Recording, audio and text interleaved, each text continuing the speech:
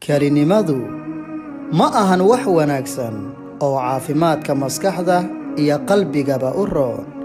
balse kalinimadu waxay ka wanaagsan tahay lamaana been abuur ah oo garabkaaga u taagan kaliya inuu kuu jiro inuu ku jecel yahay, ku niyad jabiya, ku dhaawaca si joogto ah oo weliba ku talagal ah oo aan kala jeclayn xaaladahaaga murug iyo farxadba, kuu muujiya xanaaq aadan sababteedu lahayn, daacadnimadaadana u qaata inaad tahay doqon aan damiir lahayn, ku raaxaysta ilintaada iyo qalbijabkaaga, aan kuu oggolayn inaad wax ka weydiiso qorshayaasha uga deggan adiga la jirkaaga, kuu haysta inaad tahay qof aan waxba fahmayn kadib markii aad wax ka weydiiso arrimo idin quseeya idinka, kuugu eedeeya qaladaadka uu adiga naftaada ka galay sababteeda, kuna dareensiiya inaadan u qalmin jacayl iyo farxad dhab ah. sidaasi darteed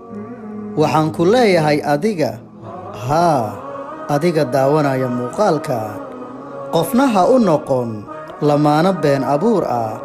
oo qofka haddii aad u hayso dareen dhab ah ula wadaag si sharaf leh oo diyaar u ahow mar walba tallaabo kasta uu ku noqon karo xiriirkiinna mid guulaysta oo qaado mas-uuliyadda kaa saaran dhankaaga, balse qofna ha u jilin xiriir haddii aadan niyad u hayn, uga tag si sharaf leh, waayo diidmada cad ayaa uga wanaagsan qofkaasi inaad ku raaligeliso been kuna dhaawacdo mar walba. oo xusuusnow sida adigu ula dhaqanto dadka kuu jilcan ee dhankaaga ka rajeeya mar walba inaad u wanaajiso sida ay kuu wanaajiyaan, u jeclaato sida ay kuu jecel yihiin, aadna ixtiraamto sida ay kuu ixtiraamaan oo kale. ogow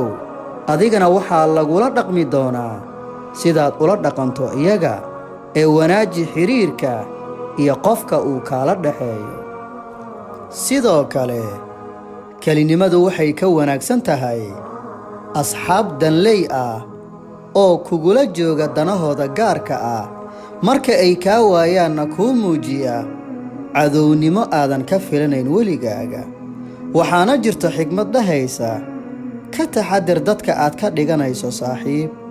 sababtuna waxay tahay saaxiibka maanta wuxuu noqon karaa cadowgaaga berrito. saaxiibtinimaduna waa isku garabsiinta cibaadada Alle, isku dhiiragelinta wanaagga, iska hor istaagidda dulmiga, isku waaninta waxyaabaha wanaagsan, isku daysashada khayrka, isgarab istaagidda xilyada adag ee soo mara qofka. balse ma ahan saaxiibtinimadu mid la isku ceebaysto asxaankii la isku sameeyey. saaxiibtinimadu ma ahan isku sheegashada garab istaagga, saaxiibtinimadu ma ahan dana gaar ah, saaxiibtinimadu ma ahan isku fiirsashada dareennada xanuunka badan ee soo wajaha qofkeen. ugu dambeyn, marnaba ha ku raali noqonin inay naftaadu ahaato wehel la'aan adigoo heli kara lamaane kugu weheliya nolosha, kuu noqdo saaxiib, walaal iyo lamaane aan kaa caajisin, dhabna kuu jecel oo xiriirkiisuna uu ku xirnayn wax shuruud ah. balse haddii aad weyso qof naftaada wanaagsan u qalanta, inta aad ka helayso qofkii kuu qalmay ee kaaga raali noqon lahaa sida aad tahay, kugu cudurdaari lahaa meelaha aad ka liidato, maadaama uu yahay bili'aadanku mid aan dhammaystirnayn, kugu ammaani lahaa waxyaabaha iyo dhaqamada wanaagsan oo aad leedahay, kuna wehelin lahaa oo wehel kuu noqon lahaa inta ka dhiman cimrigaaga. iska ahow keli oo ku jir kelinimadaada, oo sugo inta uu rabbigaaga kaaga soo dirayo